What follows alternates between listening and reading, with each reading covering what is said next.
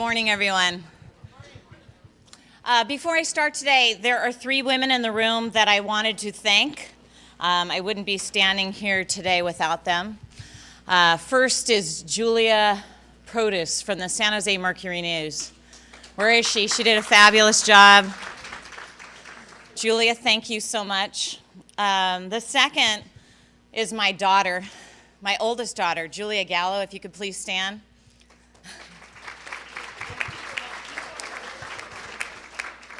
Julia is a nursing student at the University of San Francisco, and her dream is to actually work at Stanford, particularly at Lucille Packard. Julia, I would not be standing here without you because you, at the age of 16, had to take over my job as a mother of my youngest daughter, 10-year-old Brianna. While I was running around all over Northern California with my very sick child, Julia stepped in as a second mom. So thank you, Julia. And the last woman I like to describe as a good friend and also a guerrilla mom, Diana Fulman. Please stand.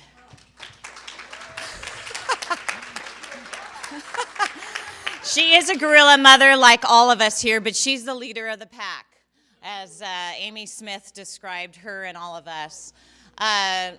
About a year into Tessa's illness, I went to college in the 80s and managed to not use a computer until this illness struck. And so I was online frantically trying to find people, and I couldn't relate to anyone because Tessa's case was so severe. But a couple of people said, you need to talk to a woman by the name of Diana Fulman. And she called me on 4th of July, which I thought was kind of strange. I'm like, okay, Diana. And she told me that she would be with me every step of the way. And she has. She was at Lucille Packard when Tessa was at her worst. She visited me. She got Tessa the first Cunningham test to be ever taken at Lucille Packard with the help of Dr. Frankovich. And she arranged for doctors all over the nation to talk with us as well as Dr. Frankovich.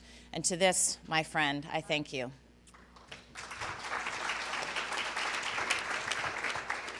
When dealing with a disease like this, it's very important to remember that every child is affected very differently. There are mild, moderate, and severe cases. And unfortunately for us, my daughter's case is severe. I am the mother of 3 daughters, and you met the oldest one today, Julia. She's going to be volunteering. We have Tessa, and then my youngest, Brianna. In 2011, Tessa was 13 years old and a 6th grader at St. John Vianney's Catholic School. She was involved in Girl Scouts. She was a star track athlete, an altar server. She was quite the fashionista. She had the lead in the school play and did well in school. In the spring of that year, I did notice some anxiety that would come and go, but we kind of blew it off as end-of-the-year anxiety because of tests and things like that. But our world dramatically changed on July 8th of 2011. My husband and I were away on vacation, and my parents were watching our 3 girls at their beach house. And my mother called me and said, Teresa, I hate to tell you this, but you got to come home quick. Something is really wrong with Tessa. I said, what's going on? She goes, she hasn't slept in 3 days. She keeps on wiping her face like this. We can't get her to eat. I'm even bringing food to her mouth, and the food would just fall out of her mouth. She said that she was repeating the same sentences over and over again about how she wanted her braces off, and nothing made sense. My husband and I flew home immediately, and I couldn't believe when I was on the plane that this was happening, and just wondering what was happening to my beautiful daughter. As soon as we got off the plane, we rushed to pick up Tessa and took her to Good Samaritan Hospital, a local hospital here in San Jose, where they worked and looked over her for about 2 to 3 hours. They were dumbfounded and sent us home with a sedative called Ativan. I was in the parking lot with my husband, and I said, you know what? We're not going home. We're taking her to the best hospital in the world, Lucille Packard's Children's Hospital, right now. And we raced over there, and we spent the next 6 to 7 hours in the emergency room till about 2 or 3 in the morning.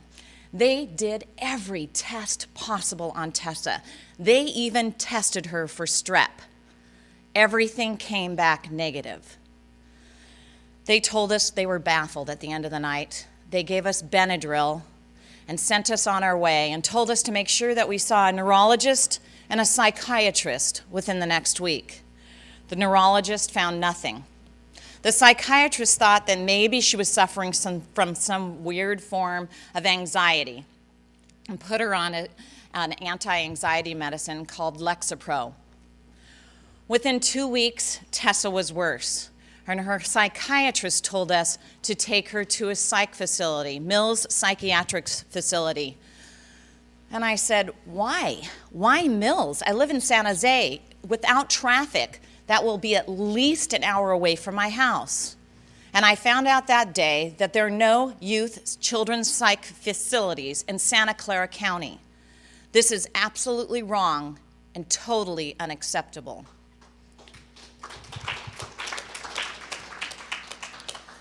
Tessa was misdiagnosed as bipolar and spent the next 10 months in and out of psych facilities all over Northern California. At this point, I was frantically trying to find a psychiatrist. I wanted the best in our area or the world. And Kiki Chang's name came up. And lo and behold, he was at, I love that man. He was at Lucille Packard. I drove to Lucille Packard. I stood in line with a file this thick and pictures of Tessa and said, please, this is what's happening to my daughter. I need to be put on the waiting list for Dr. Kiki Chang. I was told the waiting list was going to be at least 6 months long. These are the symptoms that we saw in our daughter over the next 2 years. Unbelievable OCD. She would wash her hands till they cracked and bled. She would clean nonstop over and over again. She had a fascination with throwing things out in the garbage. She would pick at her scabs and pimples over and over till they bled and got infected. She had frequent urination. On one day, she urinated 48 times.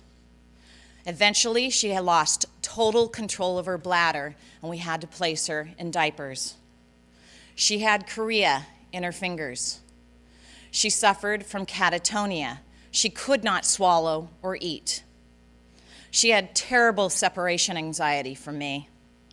She suffered from rapid speech. She completely lost her ability to write, and her cognitive skills went downhill. In the psych facilities all over Northern California, my daughter was the worst case in the ward. She was also usually the only girl and usually the youngest. In psych facilities, at least in Northern California, you're only allowed to visit your child an hour and a half a day. This killed me. And it killed our family, hence the reason why Julia had to help out so much. Because for our family to get to see her, it took about 2 to 2.5 hours to drive to these facilities to visit our child. Our insurance battles began, and they absolutely still continue. We were in education limbo. She was going to a private Catholic school before. There was no way she could do that. I tried homeschooling. We tried special day classes, and eventually had to place her in emotionally disturbed schools. During her first 3 months of being in these psych facilities, I would meet one psychiatrist after another and beg them for a CT or an MRI, and they would not give it to me. And finally, I broke this man down. I just hounded him. This one doctor said, yes, you can have your MRI and CT. And I remember they obviously had to put her out and put her under for this, and I remember praying for a tumor. You know, let my daughter have a tumor. Even if it was cancerous, we would know how to go after it and fight it. But of course, those came back negative. After 8 months in and out of psych facilities, Her outside psychiatrist felt that maybe she was some sort of weird type of bipolar that wouldn't respond to any form of psychiatric medicine. She said we needed to start the paperwork for her to receive electric shock therapy. We were actually hoping we would get that done and started the paperwork. But it never happened, because on the day before Tessa's 14th birthday, I received a call from her school principal telling us to come quickly. Tessa was suspended for hitting everyone in her class. I couldn't believe it, and I raced there quickly. Tessa had never been violent before. I put her in my car immediately and took her home, and she hit me non-stop for 2 hours straight. We ended up back at the psychiatric ward that afternoon. Inside the psychiatric ward that time, I remember the doctors pulling me in and my husband and telling us that they really thought that she was some weird form of schizophrenia. At that point, Dr. Kiki Chang's office called and said that they had an appointment available for Tessa. Mills Psychiatric Hospital didn't want to let go of Tessa. They were afraid that if they discharged her, she would be harm to herself and others. But I discharged her. I took her directly from Mills Psychiatric Hospital right into Kiki Chang's office. Tessa was a complete mess, loaded up on every psych med you could possibly imagine. We had to lay her on the floor at Kiki's office. On the floor, she was in diapers, she was drooling, she had slurred speech, but yet she was lashing out at us and still very violent. He listened to our story intently, and about 20 minutes into it, he said, "I am so sorry it took me to take this long to see you, but I don't think this is bipolar at all. I think this is an autoimmune disease, and I'm going to get you in to see Dr. Jennifer Frankovich."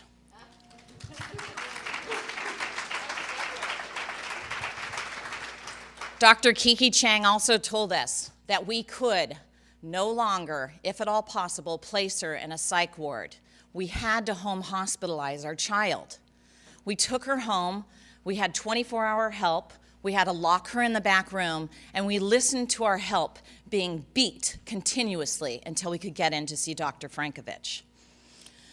The day we met Dr. Frankovich for the first time, she walked through the door, this beautiful petite doctor, and my daughter lunged out at her and socked her in the arm as hard as she could. I was mortified, absolutely mortified. And I'll never forget the way Dr. Frankovich handled this situation. She grabbed Tessa by both of the arms, looked up at me and said, "I've seen cases like this before, and I think I can get your daughter back."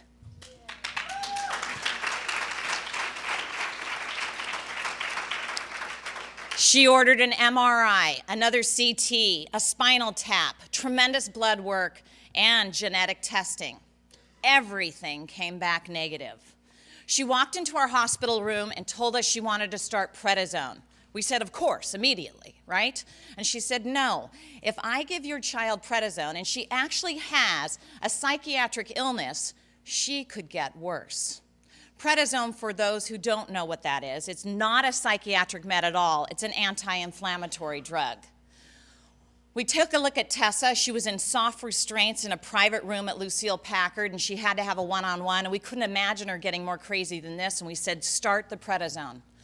Within 24 hours, there was a remarkable improvement. And within 3 months, we had our daughter back.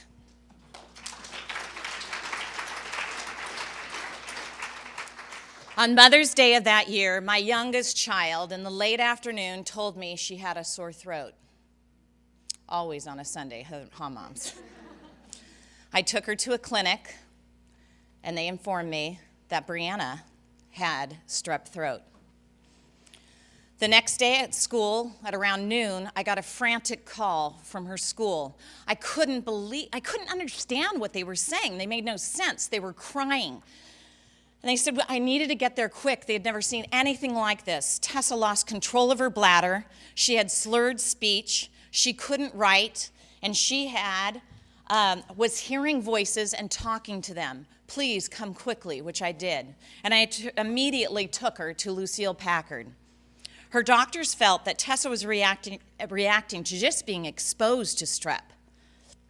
Back at Lucille Packard, we had IVIG, steroid pulses, and antibiotics administered, but nothing was bringing Tessa back. OCD came just flaring back, but it was no longer hitting nonstop. She had a compassion and OCD for drinking any form of liquid possible. On her first day back at Lucille Packard, it was recorded by the nurses that Tessa drank 11 liters of water in one day. All water to her hospital room had to be turned off and everything liquid removed from her room. Tessa stopped talking at this time, and we had complete silence. Dr. Frankovich and I and John had a conversation in the hallway at the hospital about how this was no longer possible for us to keep Tessa safely at home. But you know what? There's no places for kids like this. No one wanted to take Tessa on. We could not find a place. And she sat in Lucille Packard until San Andreas Regional Center came forward. And they offered her a room in a group home with 5 severely autistic boys. That was the last place I wanted to put my child, but I had to do it because insurance stopped paying for her to stay at Lucille Packard. By December of that year, Tessa was worse. She had gotten a slight cold, she was still not talking, and her OCD about liquids was out of control. She drank fingernail polish remover, she drank liquid soap and hand sanitizer. I called Dr. Jenny Frankovich on the phone, and she picked up immediately, and I asked, do you think Stanford would approve for Tessa to have plasmapheresis? I knew this was going to be a difficult fight. And then she did, and she said, yes, I can get it done, but I will also give you rituximab. I remember praying during this time.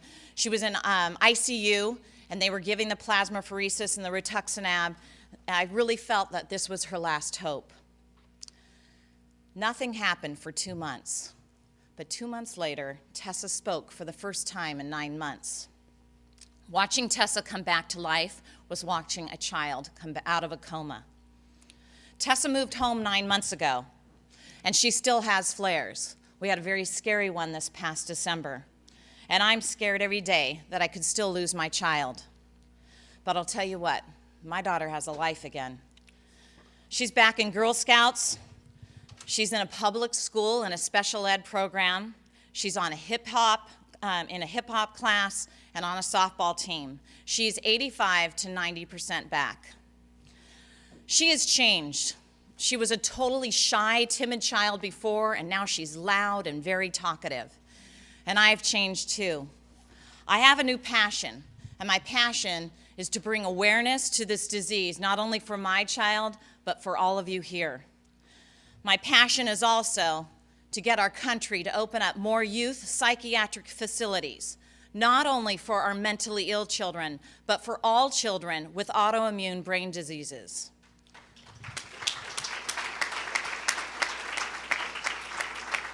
And I will never forget the only hospital that could and would help my child get better. Lucille Packard's Children's Hospital, Stanford, and Dr. Kiki Chang and Dr. Jennifer Frankovich, PANDAS Clinic. Thank you.